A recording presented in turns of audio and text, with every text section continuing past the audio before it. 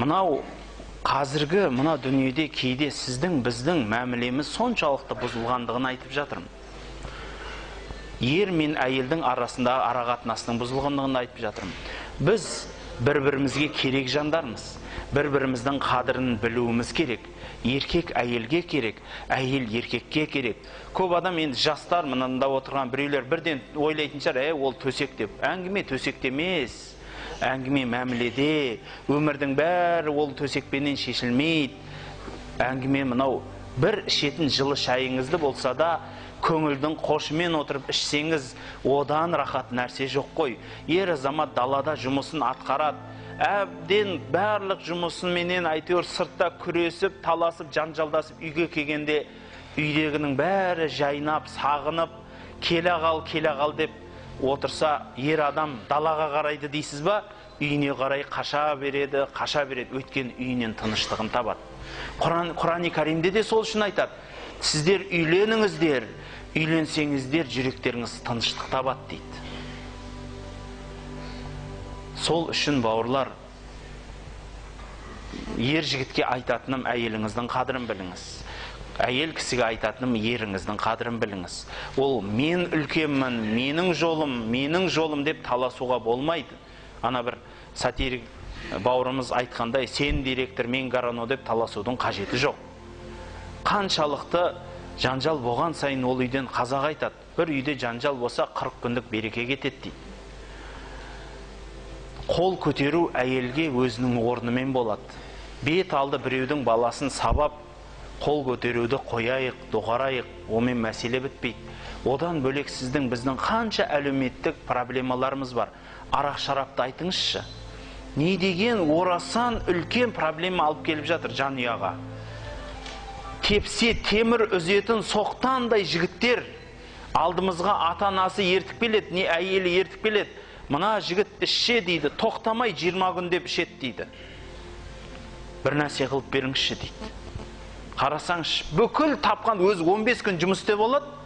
15 күн жұмыстан кейін қалған 15 күн үйге келіп ішеді дейді. Біз бұны былай айтқанда көрмейміз дейді. Бұл біздің жанымызда жоқ дейді бұл адам дейді. 15 күн жұмыста көрінбейді. Үйге келгеннен кейін арақпенен әптен миын отырғызып жоқ болады дейді. Бұл адам біз үшін сонда не бұл дейді? Бұл да бір араласы, бұл әке болып балаларға, қызына әке болып насихат айтып, әйелінің жанында өмірлік серік болып, бірге мына өмірдің күйбелегін көтерсе ма десем, деп жылайды келіншектер келіп. Рас қой, ер азаматтың шынымен ақ жігерінің құм болғаны ма сонда, араққа келіп, беріліп, ұмытылғаны сонда. Наша шегет, арақ ішет, болмағыр бір сондай өмірінің бәрін зая қылады. Ол ертең бала тәрбиелеп отқан әке. Ертең соның баласына бір нәрсе тисе, бір жамандық тисе, мақтап шыға келеді. Менің балам жақсы бала. Ол біреудің затын алмайды ол. Біреуді ұрмайды да, соқпайды да, сондай өзі сызық болған, сызықпен жүретін бала ол. Қайда, ол қандай бала? Сен қаяқтың баласын айтып аласың, біреудің баласын айтып жатқан шығарсың. Өйткені сен өзіңнің балаңа қараған емессің. Әкелік міндетіңді атқарып, барлығын анасына тапсырады. Әйел дейді. Сонан кейін әлбетте үйге еркек кіргенде қадірі болмайды. Баласымен сырласып сөйлеспесе. Әкесі деген кім? Анда-санда бір көретін адам. Болды. Кілең сырының бәріне мамасына айтады. Алатын келіншегі болса мамасына айтады. Үйінде проблема болса мамасына айтады. Жалған ба айтыңызшы? Қазіргі ер азаматтар үйге кіріп, жан ұясымен отырып, сырласып, сөйлесетін уақыт бермейді. Білсеңіз, ең жақындарыңыз солар ғой. Ақшаны не үшін тауып жүрсіз? Сонша пейнеттің бәрі не үшін, кім үшін? Сол балалар үшін емес па? Онда оларға бірінші орында ақша емес, сіздің әкелік мейіріміңіз керек. Сіздің әкелік орныңыз керек. Әйеліңізге де керек. Сіз соған жанжар болғаннан кейін, сол кісінің жұбы болғаннан кейін жанына отырып сырласып мәмілелесуіңіз керек. Сол мәміле жетпегеннен кейін біз ажырасамыз. Ол себептің түбі сонда жатыр.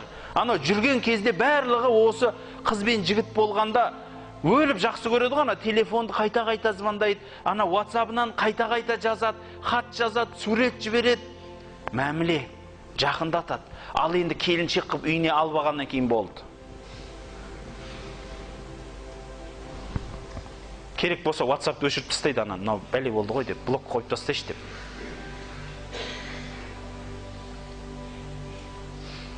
Үйіне келсе, шай қой, тамақ бер, болды. Дініміз айтады, осаған тамақ беруге, шай беруге парыз емес, оның мойнындағы парызы емес. Бәлки Алла тағала ерікті түрде оларға сауап жазған. Егер бір әйел өзінің ерінің қызметінде болса, шай тамағын істеп, киімін жуып, ауырғанда жанында болып, жүрегіне демеу болатын болса, қияметте 8 жаннаттың қалағанынан кір деп айтылады. Өйткені ол пейнет ол. Сіз үйте алмайсыз. Көріп жүрміз қанша он. Әйелі тумайды ма, ажырасып кетеді. Әйелі ауырып қала ма, бол, қоя бер оны дейді. Ажырасып кетеді. Ал әйелі ауырып қалған жігіттерді көрсеңіз қандай болады?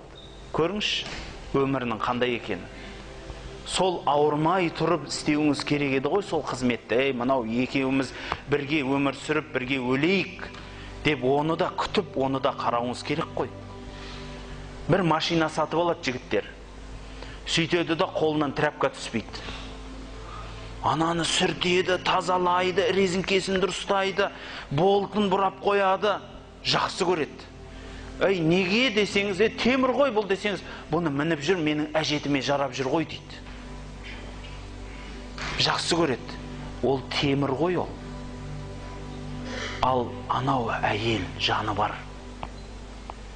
Қызыңыз, ұлыңыз соған, соны ана деп, сол ананың табанының астында жәннат деп, соған басын иіп өсіп атқан адам сіздің жаныңызда жүр күніге. Бір-біріміздің сыйластығымызды ұмытпайық. Қазір ажырасулар соншалықты көп жастарда. Мәміленің кемдігінен ең үлкен проблема, бауырлар, мәміле. Сіз бен біздегі мәмілеміз жоқ. Әйел кісіменен сөйлесе алмаймыз. Сөйлессек сырымызды айтып отырып алып, әркімнің өсегін айтамыз, одан басқа сөйлеспейді. Не отчет тапсырады келіп алып әйеліне. Ол да әптен ұсталып қалғаннан кейін тапсырады, бейшара болғаннан кейін тапсырады оны. Басында тең дәрежеде сөйлессеңіз сол күй кететін еді. О басында өзінше секіріп жүреді, сосын бір күні арақ ішіп келіп түрсейін басына айналдырып жүріп бір ұсталады, бейшара болып. Екіншіден ана қатын мына қатынның етегін ашып жүріп ұсталады.